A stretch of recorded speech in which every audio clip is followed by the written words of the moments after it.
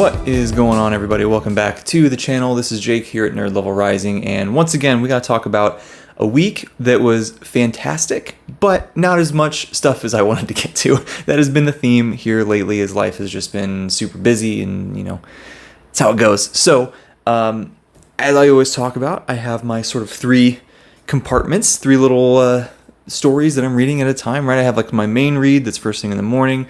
I have something that I read while I do some cardio, and then I have something I have like a chapter or something like that before bed. The cardio one and the bedtime one, I didn't get any reading done on either of those. So Cytonic, nothing, no progress at all. And Darth Bane, Rule of Two, second book in the Darth Bane trilogy, no progress at all on that one either. I still did some cardio, right? I just was watching, trying to catch up on some anime instead. But all was not lost. It was still a great week because I had this. I had Disquiet Gods. I finished this like maybe an hour ago. Okay, so I don't fully know how to get my thoughts across here. This, I still feel sort of speechless, to be honest. To me, when I started, I think this was last week, I mentioned this when I was a bit of the way through this, that this kind of felt like it was taking each piece of the previous 5 Sun Eater books and like the sort of the best of each of those things and was combining them, putting them all together into one. And that continued. We had a lot of just things that were sort of echoes of earlier books, sometimes more than echoes, things that were sort of coming back around, and we're seeing some breadcrumbs that have been there and some just big payoff things of what's been laid down earlier in the series. And also where this leaves off is setting the stage for the final book here that's coming out in 8 months-ish, right? November. So this was a lot. Like a lot of the Sun Eater books, this kind of feels it's a cohesive singular story, don't get me wrong, but it also kind of feels like there's distinct it's almost like 2 books. Like you could have split this into 2 books and I think it would have been very satisfying. Like the first half has like there's a big sort of climax in there, and then the second half you get another one, and while still through lines of the first bit of it going through. And so, it just felt like the pacing was perfect in this one, to be honest. There was never too extended of a period of time where it was kind of slower and quieter, and it was never just too breakneck pace that you don't get a breath. I think the pacing was perfect, at least for me. Some of this might have like the biggest character moments that I've had in the whole series. There is a scene at the end. I ugly cried. Okay. I've cried while reading before. It's not unheard of, although it's only really happened a handful of times. There's a very short list of authors who have made me cry. And believe it or not, this is the first time I've like really cried during a Sun Eater book. I've gotten close a couple of times, but this is the first time I really did it. I think this might be the hardest I've ever cried while reading. Like I had to put the book down and because I was just, it was flowing, man. I was going to ruin the pages with tears. I had to get it out of the way. So there's that. Take that for how you will. I think the themes in here were just fantastic. A lot of deeper exploration of things that we've explored throughout the whole series, but then also some new things that really came to the forefront that I thought were awesome, and really talking about sort of the nature of pain and humanity and evolution, and just so much. Wow, so much. It really is amazing what Christopher's done with this series. This has quickly if you've paid attention to my channel at all, this has very quickly risen to one of my favorite series of all time. It's so someday I will have to rank those. Someday I will. But this is right up there towards the tippy top, and I cannot describe to you how excited I am for Shadows Upon Time. I don't care what is happening in my life. I don't care how busy I am. I don't care, dude. Everything is stopping to read that as soon as I possibly can. Wow, man. Wow. Okay, so that's what I read this week. It was really just this, just getting through it, and I wouldn't have it any other way. This was just such an amazing ride, So this week, what I want to do is one, hopefully I can get back to Darth Bane, get back to Cytonic, and keep chipping away at those. And I think what's up next on the plan is I want something a little bit lighter. I've read some kind of heavier things all back to back. I did Curse of the Mistwraith. I took a little bit of a I don't know the word, detour over into Discovery by J.J. Minton. That's not like a candy popcorn read, whatever. Like, there's some deep stuff in there. But the prose at least was easier to digest than the Mistwraith was, or than the God Is Not Willing right after that, and then I just did Disquiet Gods. And so now, like, I want something that's just easy, fun, right? Nothing too crazy complex. So now it's time to head back to One Piece, and I got the Thriller Bark saga up next, which is short and sweet. I think it's like 47 chapters or something like that. It'd take me probably a few days. It's not a super long book. It's not like really dense prose. There's going to be some cool themes in there, I'm sure. There always is with One Piece, but it just a little bit easier on the brain to do that one. And then I'll finish that probably sometime in the middle of the week, and then after that, it's time to pick up this, one of my pieces of book mail. So we'll kind of combine this with the book mail. I got these in books 2 and 3 of the Last War trilogy by Mike Shackle. We read book 1 with my reading group here on BookTube, the Red Company, Chance Dillon, Chris the Bearded Book Beast, Alex from Iskandaria, and myself. We read book 1, We Are the Dead, back towards the end of 2024, and it was awesome. We all loved it. Can't wait to get back to book 2. This is A Fool's Hope. I always, for whatever reason, I can never remember this title. I don't know why, but I'm stoked for this. Where book 1 left off, I loved it. There was a couple little things that I was like, I don't know if this really worked for me like I wanted it to. But then through our discussion with myself and the guys, they brought up some thoughts that I was like, oh, if that's what this is, that will completely change how I feel about those little complaints. And I think that I'll feel much better about them. So we'll see. We'll see if we get any of those answers here in book 2. I love these covers, man. And these, they're pretty thick books, right? This is what, 600-700 pages? 600 pages? But short chapter, it's not even 600 pages, and there's like 90 chapters in this, right? So short chapters, punchy, action-packed, fast-paced, grimdark.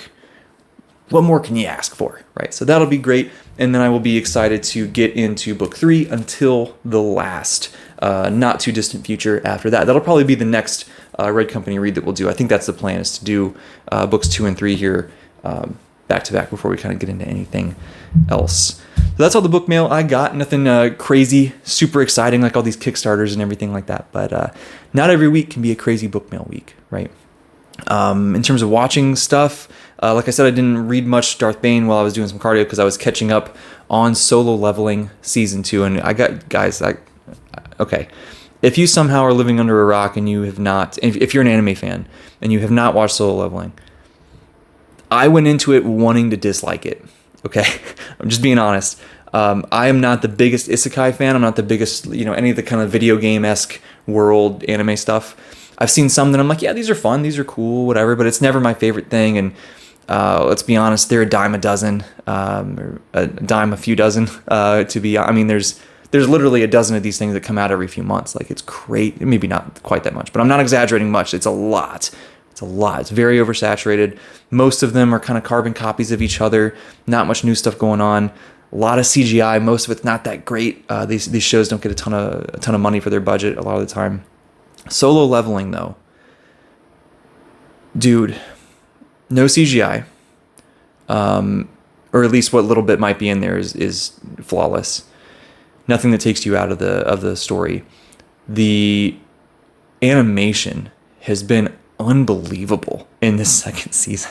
Unbelievable. And it's this classic story, right? It's sort of, video, you're grinding for levels, you get stronger, all of a sudden your main character's overpowered and he can kill everything, whatever. Like, it sounds boring. Like, how could that be exciting?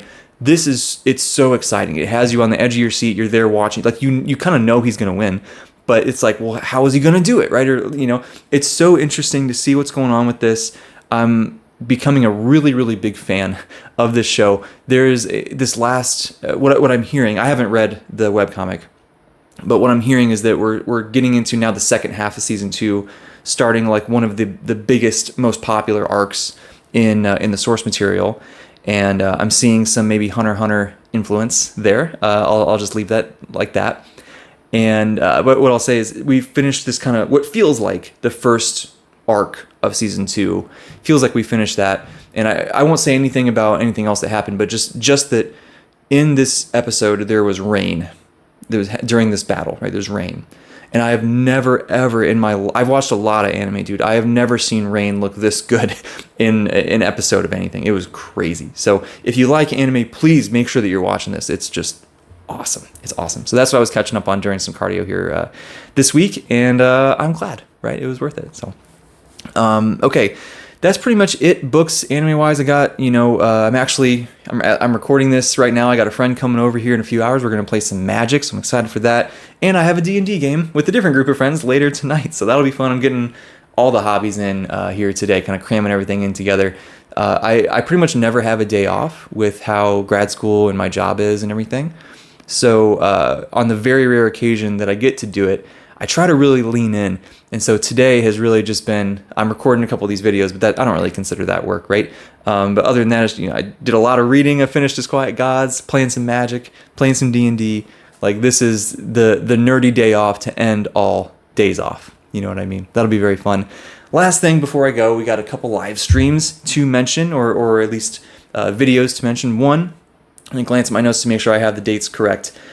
This upcoming Wednesday, the 5th, at a little bit we were originally thinking 6 p.m. Eastern time, but now we're going to give it a little bit more buffer time, maybe more like 6:15, 6:30, something like that. We're going to do a stream, myself and the Red Company guys, basically just, not really to do like a book review like we've done before, but just to chill, hang out, and talk about what we're reading, and just kind of, that's really it, just kind of chill.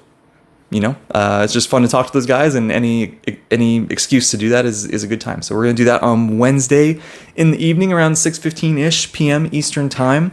Later in this week, I'm almost certain this is not a live stream, so I'm not exactly sure when the video will come out, but I'm going to be a guest over on the channel Four Corners of the Page, and man, he's got an awesome channel. If you like Malazan, he's got a lot of really, really cool Malazan content.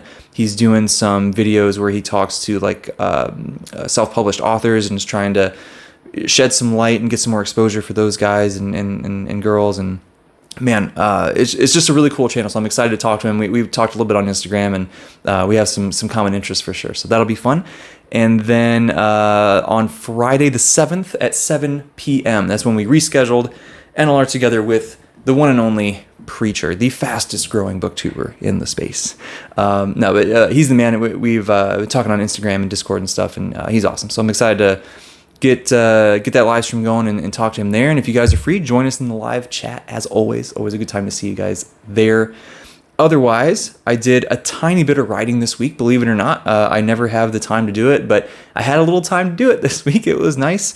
It's not much more word count on there. I think I'm like 2,200 words or something. So I only got a little bit more, but I did some refining and went back and did some editing and added some different foreshadowing and stuff. And that's just been, dude, the little bit of time I've gotten to carve out to do this, it's like, wow, it's so fun. It's so fulfilling. It feels so right. It's like, this is something that has got to be part of my life. Like I have to find a way to carve out more time for it. It just really, I don't know. It just really means a lot to me, impacts me a lot. So I'm excited about that.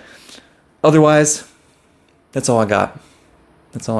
Life's been busy, but we're doing our best to still do some fun stuff. So in the comments, hit me up. How was your week? What'd you get up to? What'd you read? What'd you watch? What'd you play? What's everything? What's going on? Just talk to me down there. If you like the video, hit that like button. If you've been here and you like the channel, you haven't subscribed yet, hit that subscribe button. It's always fun to grow and reach new people, have more fun conversations. We've been having some really, really cool comments on the channel lately. That's been really fun to just get to know people, right? It's so fun to see people that comment a lot, and it's like you get to know each other. Like I remember all these conversations we've had in the past. Like it's so cool, dude. It's so cool. So thank you to all of you who are riding with me and doing this YouTube thing. It's fun. So thanks for watching. We'll see you in the next video.